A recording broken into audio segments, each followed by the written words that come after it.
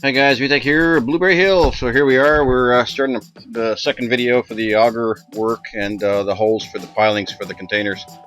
This is the area where the kitchen is. It's a double wide set of containers, two containers put side by side. So now it's more critical to actually align the corners exactly to the outside of the double wide containers. So that's what I'm doing there. Along the whole process, I'm measuring and remeasuring and measuring and remeasuring, because the funny part with the auger, it kind of walks a little bit. If you hit a rock, it kind of goes sideways, so you have to reset and play a little bit. A lot of times I have to use the pickaxe to actually center the hole, or just get a couple of rocks out of the way so the auger would go down more straight into the hole. So here you see me measuring and remeasuring. I'm doing the normal diagonal, making sure everything's square.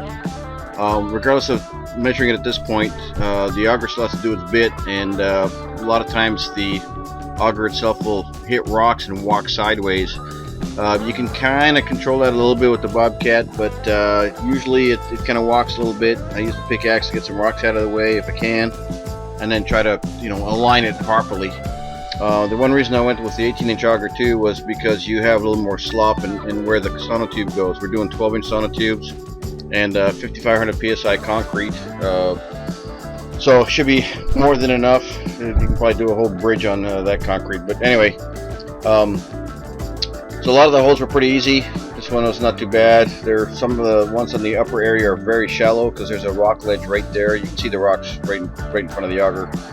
A few of these holes are like nothing, so which is great. Didn't go too deep. Once you hit a hard rock ledge, obviously I quit drilling. You can see the auger trying to walk there. It's a pain in the butt, but it did a great job. Once it hit solid rock, I quit and moved on to the next hole. Rinse and repeat. And here you see me, I backed out, one different direction. That's because you have a little bit of leverage going away from the Bobcat.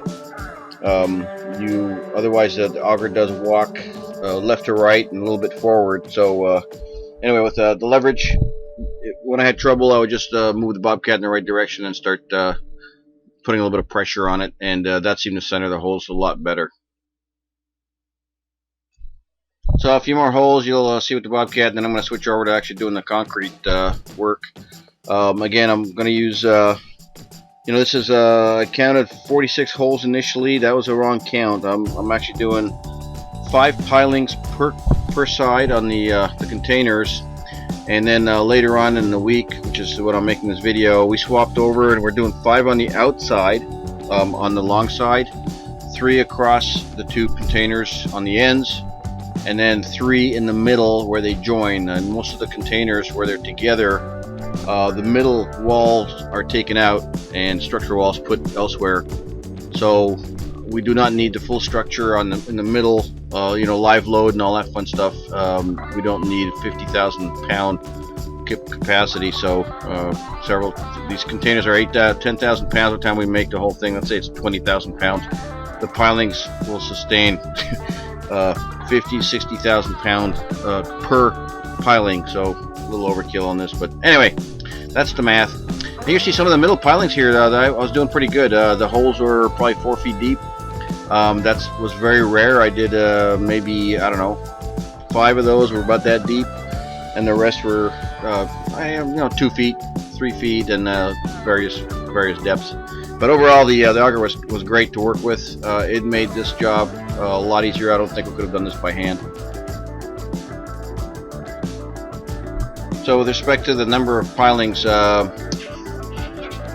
didn't actually do a sum count. Oh, that's a good example of the auger walking right there. But anyway, so see, I just reorientated the Bobcat and then started digging in again. Once you got a good foothold, about a foot deep, it went pretty true. You notice I'm a little off angle on purpose. That gives me the leverage to actually kind of move the Bobcat in and out and straighten it out. Anyway, holes. That was fun. Again, it took about 3-4 days to do all these holes. I'll just say 50. A couple we're gonna do by hand that we didn't do just because we're not ready for them. And that's probably where the crane operator is gonna have to park the crane and move the things around. So we'll show you that later on.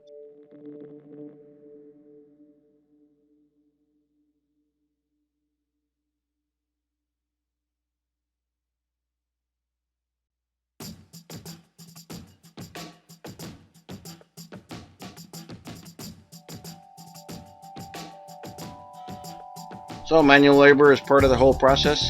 Fence post digger, get all the junk out of the holes. I actually used a vacuum later on to suck all the loose stuff before we put concrete in all the holes, so just to clean it up. Now here you're going to see me drilling holes into rock faces. There's a big rock shell right here. This is the right side of where the kitchen area is going to be. So I just use a hammer drill. Went in about 8 inches maybe 10, and I throw a rebar in there, and then we make a kind of a rectangle square pad for the container to sit on. There's no point in drilling this out because it's harder than anything. The white rock especially seems to be very hard. There's a couple other rocks here that are not, I mean, that's the way I equate it, they're not as white. They're a little bit softer but still very hard to get through. So here's a very quick shot of me putting the elbow rebar into those drilled holes. The concrete's only a couple inches thick there. So here Angie and I are starting the first post with concrete. That's basically the entryway is where Angie's standing. That's the first post. We almost finished filling it. We're doing the last little bit, and then we didn't need form for this because it was kind of even with the ground. Right where you see the tractor bucket, that ground is pretty much level with the bottom of the container, so we're gonna have to like level that right on the money. And the pilings are kind of ground level, so it'll be interesting. Anyway, this one was easy. We're just doing a little bit of border there so that it doesn't bleed out, right? And then I put the plate in there, level it out. I use my electronic leveler thingy to make sure everything's legit. Angie's washing out all the tools, and I probably went to go get something because I probably forgot something. But anyway, there it is.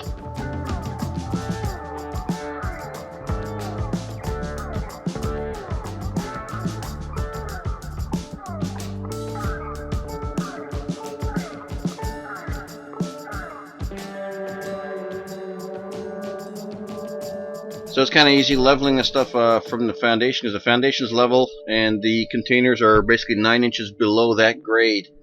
7 inches for the height of the container floor, and then we're doing 2-inch overlay concrete inside all the containers. So we dropped all the containers 9 inches, and so all our posts are going to be level with where you see the plate at that point. So there we go. Level it out. I was taking my time. This is the first one, so this one had to be right. It's easy to measure 9 inches off the floor, and then make sure it's level, etc., and continue and go.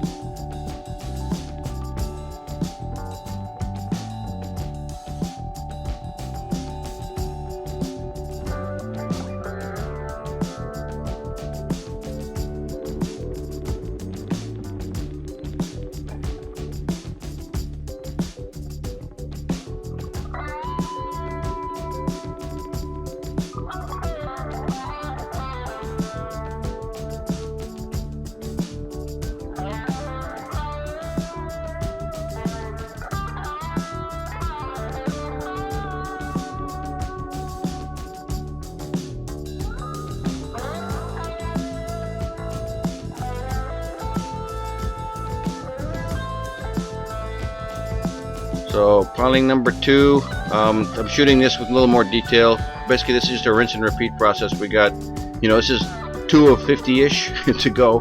Here's me vacuuming all the junk out of the hole. I like concrete touching real rock and adhering to it, so I'm making sure everything's nice and clean, all the loose stuff is out. I don't want to put concrete on top of loose gravel because that doesn't stick too good to all the rocks that are underneath that. So anyway, pretty easy. I just used an old shop vac. And then I start mixing up the 5,500 psi concrete and go from there.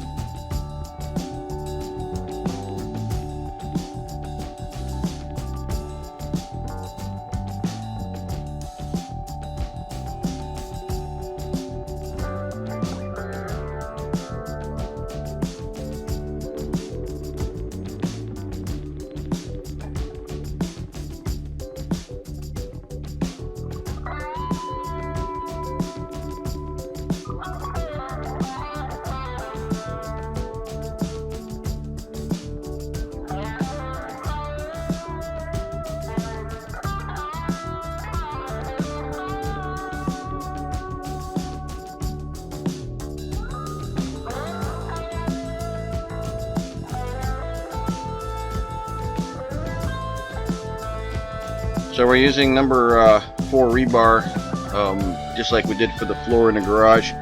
We're bending up kind of U-shaped rebar sections to the height of the sonotube, putting them in there, and hopefully that'll help, just keep the structure in place. This concrete doesn't say we really technically need it, but I feel better by just using it. The taller pilings we have on the back side of the house, you'll see that they're 7.5 feet tall. We have roughly 10-foot long rebars in there. Same setup, a little bit of a U-channel, and 4 per sonotube. So pretty straightforward.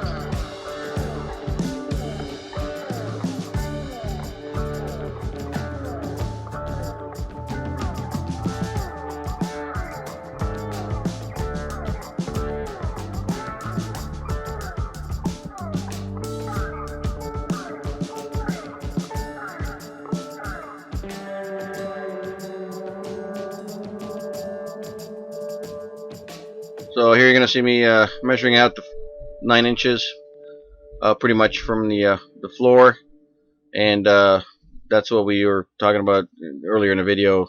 All the posts are 9 inches below grade of the floor in the garage, because the floor is going to be flooded, basically 2 inches of concrete through all the containers.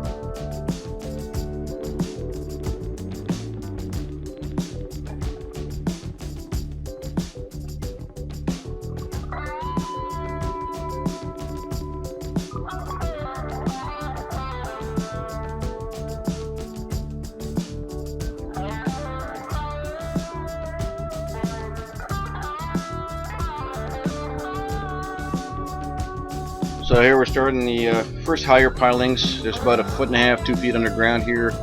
You can see dirt already piled around the piling, and I'm just filling it up. I might have already put rebar in there, and then the plate that you see at the floor of it goes on the top. Then I use my electric level to make sure it's in line with the, you can actually see the level on the foundation there in the back. Kind of small, but it's there.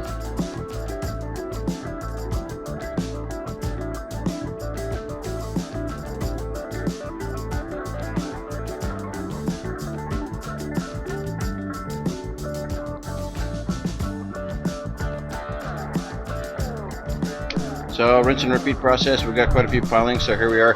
You notice I don't have any supports on these sonotubes because they're actually in the ground, and once I didn't show initially, I don't think, well, this time lapse doesn't let me show it too well. I've put the first few chunks of concrete in there. Once it starts coming out the bottom, I fill the hole to support, the concrete from coming out, and then I level the sonotube out and then keep filling it up.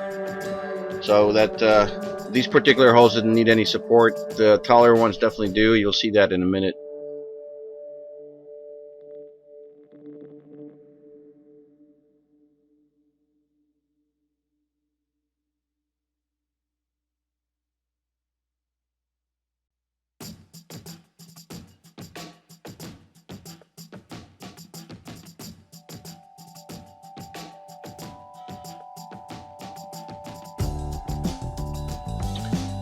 So skipping to the taller ones, now it's over my head, so I'm only 5'6", so go figure. So here we are, we're doing, I had the camera kind of funny placed, but I'm mixing the concrete. I pour it into the tractor, I set up the scaffold, I start pouring into the sonotube, and you see me putting dirt at the bottom of the sonotube. I filled up about 1 foot, maybe more, of the sonotube with concrete, and then I put the dirt on it to hold it back, straighten it out, and then I level the sonotube out, and you can see the crappy looking 2x4s are holding everything together. This concrete is kind of interesting. It sets really fast.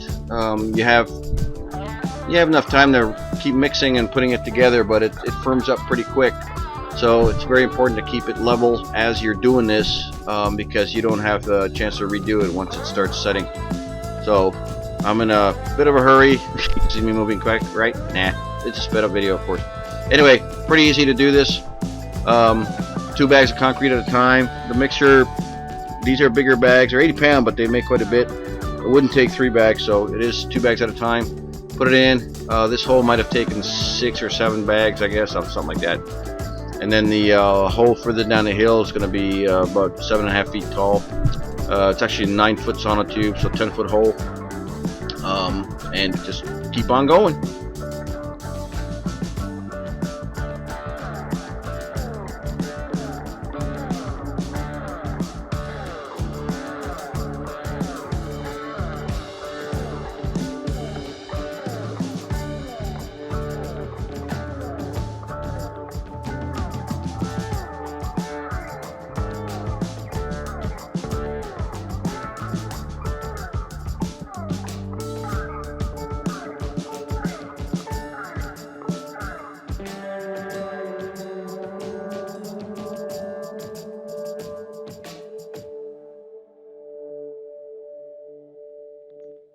So I moved the scaffold down to this is the tallest post piling. This is the very outside corner of basically our bathroom for the double wide. Where the tractor is the left side of the left side container. So there's 2 containers here. We're all doing double wides pretty much for everything we're doing. I'm basically standing underneath the house when I'm in there. So it's a pretty good elevation. It's not impossible, of course, but here you see this is what I have to do. 9 bags, 10 bags for this hole, something like that. And a bit of a rush, of course, because that's a lot of concrete for me to move. It does get tiring. Trying to lift the mixer. I wish I was a half foot taller, because I can almost barely get the bags inside the mixer. It looks like I did it pretty easy, but I don't have the elevation. So anyway, everything went pretty good. This is just a rinse and repeat act, so you're not going to see me doing every pillar, and there won't be a video of it, but hopefully you get the idea of what I'm doing. Pretty straightforward. I put the bags, so you can see them in the hole there, just out of my way, keep everything clean. And then the next day, actually what I did was rake a little bit around the existing posts, just to keep things a little safer so I don't trip on rocks and jump. And this particular hole, you'll see me, or piling, you'll see me level it out in a second. I always use the electronic instruments. That is a lifesaver. The strings are there just to align stuff, not to make things level. The level is for that. Anyway, thanks for watching. We'll talk at you later. Appreciate it.